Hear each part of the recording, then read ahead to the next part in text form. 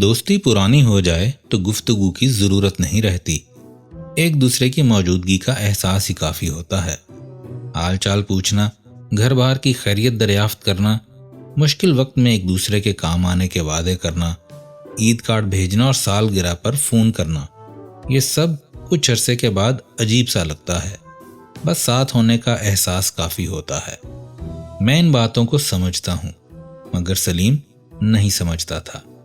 میں اور سلیم بچپن کے دوست تھے، ایک ہی محلے میں رہتے تھے، ایک ہی اسکول میں گئے، کالج بھی ساتھ ساتھ رہے، اور اب دونوں ایک ہی کالج میں استاد تھے۔ ہماری دوستی کو اتنے برس گزر گئے کہ اب جب ہم ساتھ نہیں ہوتے تھے تو بھی ساتھ ہونے کا احساس ضرور ہوتا۔ ہم ایک دوسرے کے رنج اور خوشیاں بنا کہے جان لیتے تھے۔ اس کی ایک وجہ تو اتنے برس کا ساتھ تھا، اور دوسری وجہ روزانہ کالج میں ملاقات۔ ہمارے گھر والوں کی بھی آپس میں خوب بنتی تھی۔ میری بیوی اپنے سارے دکھڑے سلیم کی بیوی سے کہتی تھی، اور سلیم کے بچے میرے بچوں کے بہت اچھے دوست تھے۔ ان سب باتوں کے باوجود میری اور سلیم کی طبیعت میں بہت فرق تھا۔ سلیم اردو پڑھاتا تھا اور میں معاشیات۔ ہم دونوں میں اتنا ہی فرق تھا جتنا ان دو مضامین میں۔ سلیم گفتگو ہی گفتگو تھا اور میں چپ ہی چپ۔ وہ خواب پر یقین رکھتا تھا، میں حقیقت کی دنیا میں رہتا تھا۔ وہ غالب اور فیض کا دیوانہ تھا، اور میں ایڈم سمتھ اور کارل مارکس کا پرستار تھا۔ وہ چیزوں کے وقتی جنون میں مبتلا ہو جاتا، میں دعوے اور دلیل سے کم بات نہیں کرتا تھا۔ مگر پھر بھی ہم دونوں کی شخصیت کا اختلاف تصادم نہیں تھا۔ سلیم دراصل اسلامیات میں ایم اے کرنا چاہتا تھا، مگر داخلہ اردو میں ہو گیا۔ میں معاشیات پڑھنا چاہتا تھا، اور میں نے معاشیات میں ہی ایم اے کیا۔ سلیم کے ذہن کا ایک گوشہ اب بھی اسلامیات کی کلاس میں رہتا تھا۔ وہ مذہب کے تمام دقیق نقطوں پر بحث کرنے کے لیے ضروری علم اور اہلیت رکھتا تھا۔ اس معاملے میں اس کی معلومات حیران کر دینے والی تھیں۔ اولیاء اور صوفیاء کرام تو میرے لیے بھی بہت قابل احترام تھے، مگر وہ بہت خصوصی عقیدت رکھتا تھا۔ صوفیاء کی بیان کی ہوئی حقائق اور تصوف کی باریکیوں سے بخوبی واقف تھا۔ بزرگوں کے مزاروں سے بھی اس کو خصوصی دلچسپی تھی۔ میں اس کے برعکس ان معاملات سے بہت دور تھا۔ واجبی سا مسلمان تو ضرور تھا، مگر ضعیف الاعتقادی سے دور بھاگتا تھا۔ میں ہر شے کو ناپ تول کے اصول پر پرکھتا، تجزیہ کرتا، اور پھر ان سے نتائج اخذ کرتا تھا۔ جو چیزیں وجود نہ رکھتیں ان کی اطاعت میرے لیے بڑا مشکل مرحلہ تھا۔ غیر مرئی قوتیں اور مافوق الفطرت واقعات میرے لیے صرف اتفاق اور حادثات تھے۔ انہیں کسی کی کرامت ماننا میرے بس کی بات نہیں تھی۔ اختلاف کے اس بنیادی نقطے کے باوجود میری اور سلیم کی دوستی برسوں سے اسی طرح چل رہی تھی۔ وہ ہمیشہ مجھے قائل کرنے کی کوشش کرتا تو میں اسے دلیل سے سمجھاتا۔ گمسان کا رن پڑتا، عقل اور عشق باہم دست و گریباں ہوتے، مگر اس بحث کا کوئی بھی نتیجہ نہ نکلتا۔ آج تک نہ وہ مجھے قائل کر سکا، نہ کبھی میں اسے اپنا نقطہ نظر سمجھا سکا۔ ہم کالج میں کی ہوئی ساری بحث کو سگریٹوں کے دھوئیں میں اڑاتے اور وقت کو ایش ٹرے میں ڈال کر اپنے اپنے گھر کی راہ پکڑتے۔ گزشتہ کچھ عرصے سے سلیم نے ایک نیا جھنجٹ پال لیا تھا۔ اس کے مذہبی رجحانات اس کو ایک ایسے مقام پر لے گئے جہاں اس نے ایک پیر صاحب کی بیعت کر لی تھی۔ سلیم کے ماضی کو اچھی طرح جانتے ہوئے میں اس سبھی کو وقتی جنون سمجھتا رہا، مگر کچھ ہی عرصے بعد مجھے اندازہ ہو گیا کہ اس دفعہ معاملہ سنجیدہ ہے۔ اس ایک پیر کی بیعت نے سلیم کی جسمانی اور ذہنی کیفیت کو بالکل بدل ڈالا تھا۔ وہی کلین شیو سلیم جو کبھی اچھے سوٹ یا صاف ستھرے شلوار قمیض میں نظر آتا تھا، اب اس نے ایک عجیب بے مہار سی داڑھی رکھ لی۔ سفید ٹوپی لباس کا لازمی جزو بن گئی تھی۔ آنکھوں میں سرما اور ٹخنوں سے اونچی شلوار، ہاتھ میں تسبیح، کندھے پر پیر صاحب کا عطا کردہ رومال، اور زبان پر ہمیشہ مرشد کا پڑھایا ہوا کوئی ورد رہتا تھا۔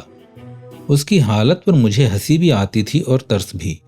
مجھے کبھی ان پیر صاحب سے ملنے کا اتفاق نہیں ہوا، مگر سلیم کی حالت دیکھ دیکھ کر مجھے اس نادیدہ شخص پر غصہ ضرور آتا تھا۔ سلیم جب بھی اس پیر کا نام لیتا تو گفتگو کا آغاز پیر صاحب قبلہ نے ارشاد فرمایا ہے سے کرتا۔ پیر صاحب قبلہ اس کے ذہن پر اس طرح بری طرح قابض تھے کہ اب زندگی کے روزمرہ امور، ملازمت کے جھنجٹ اور دنیاوی طور طریقے اس کو کریہ اور تعفن آمیز لگنے لگے تھے۔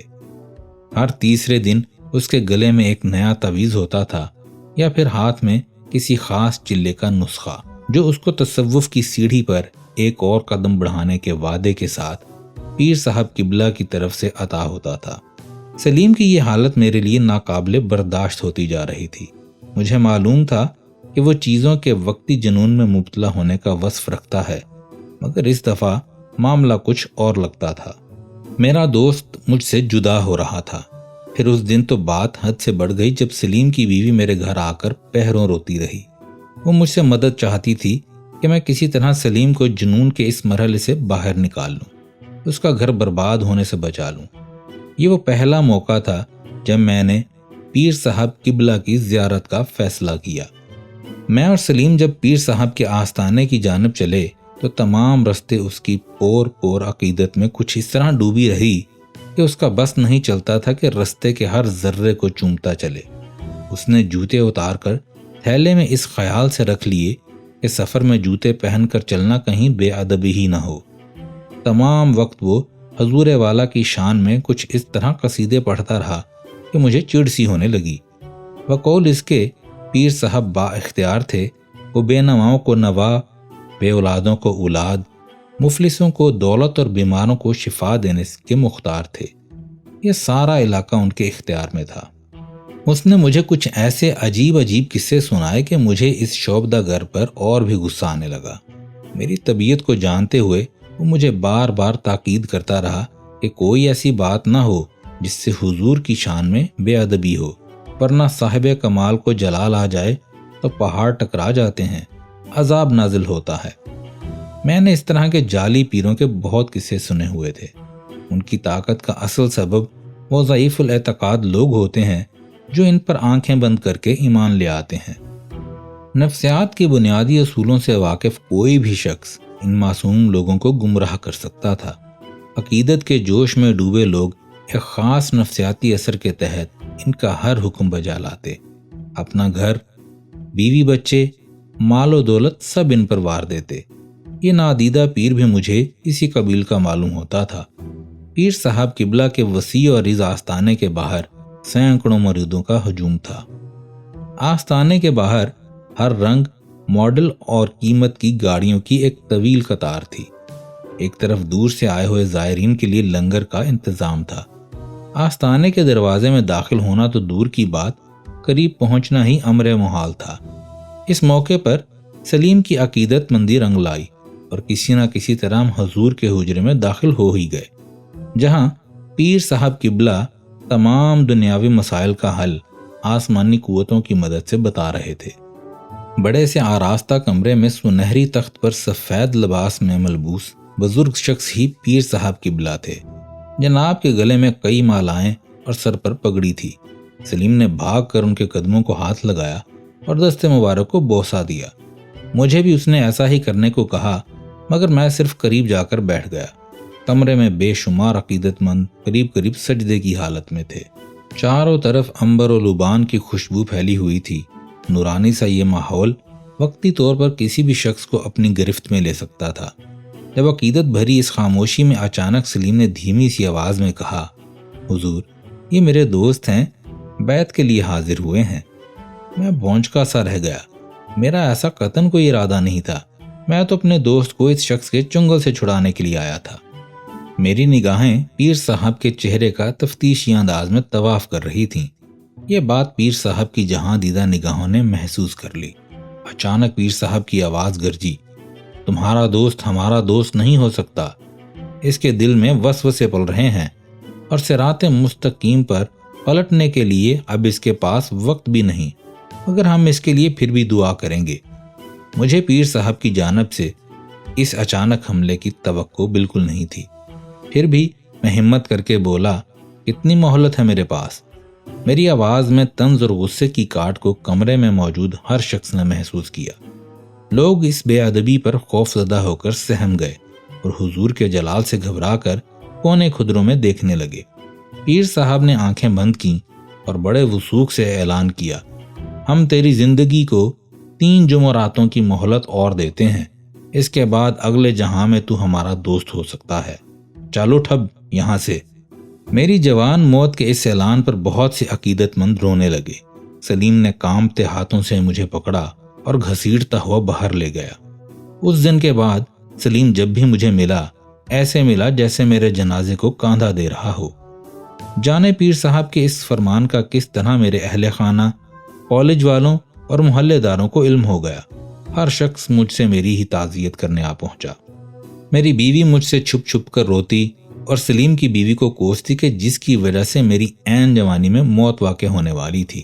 اچانک میرے ارد گرد کے لوگ مجھ سے اچھا سلوک کرنے لگے۔ وہ مجھے بہانے بہانے سے استغفار کی اہمیت اور قبر کے عذاب سے بچنے کے وظیفے بتانے لگے۔ نزا کے وقت سورہ یاسین پڑھنے کی اہمیت سے آگاہ کرتے۔